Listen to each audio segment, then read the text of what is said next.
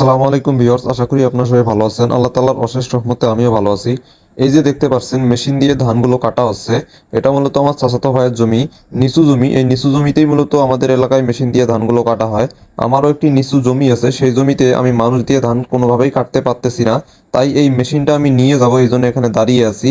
এই মেশিনটা মূলত আমাদের পাশের গ্রামেই, একটি মেশিনই আমাদের গ্রামে আছে। আর দিন যতই যাচ্ছে মানুষ প্রযুক্তি নির্ভর হয়ে পড়ছে, মানুষ এখন হাত দিয়ে কোনো কাজই করতে চায় না। এই মেশিনে ধান কাটার একটি সুবিধা আছে এবং একটি অসুবিধাও আছে। সুবিধা হচ্ছে এই মেশিন দিয়ে ধান কাটলে এই যে ধানটা আমরা পাই সেই ধানের মধ্যে কোনো চিটা থাকে না, একদম ঝকঝকে ধানটা পাওয়া যায় এবং লেবার খরচও অনেক কম হয়।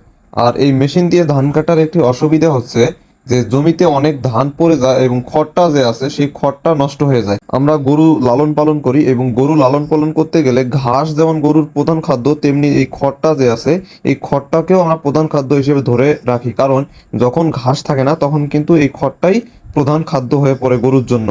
তো যাই হোক, এই গরু লালন পালন করার কারণে আমরা কিন্তু এই মেশিন দিয়ে ধানগুলো কাটি না। যেহেতু জমিটা আমার নিচু, মানুষও পাচ্ছি না ধান কাটার জন্য, তাই বাধ্য হয়ে মেশিন দিয়ে আমার ধানগুলো কাটতে হবে। বাংলাদেশকে বলা হয় কৃষি প্রধান দেশ, আর এই ধান হচ্ছে বাংলাদেশের প্রধান অর্থকরী ফসল।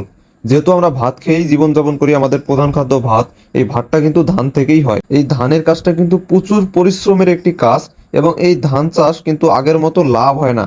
কেন বললাম এই কথাটা? কারণ 33 শতক জমিতে যদি আপনি ধান চাষ করেন, তাহলে আপনার মিনিমাম ধান চাষ থেকে শুরু করে ধান ঘরে তোলা পর্যন্ত 15,000 টাকার মতো আপনার খরচ হয়ে যায়। এবং 33 শতক জমিতে যদি সর্বোচ্চ ধান হয় তাহলে 20 থেকে 22 মণ ধান হয়।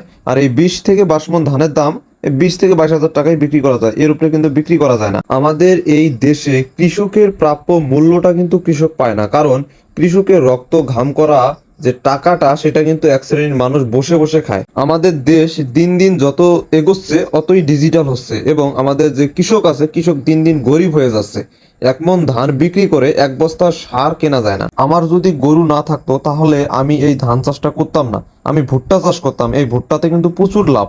1 বিঘা জমিতে প্রায় 35-40 মণ ভুট্টা হয় এবং 35-40 হাজার টাকা বিক্রি করা যায় এবং ভুট্টা চাষ করতে কিন্তু খরচও কম। বন্ধুরা, আজ এই পর্যন্তই। আপনার সবাই ভালো থাকবেন। আল্লাহ হাফেজ।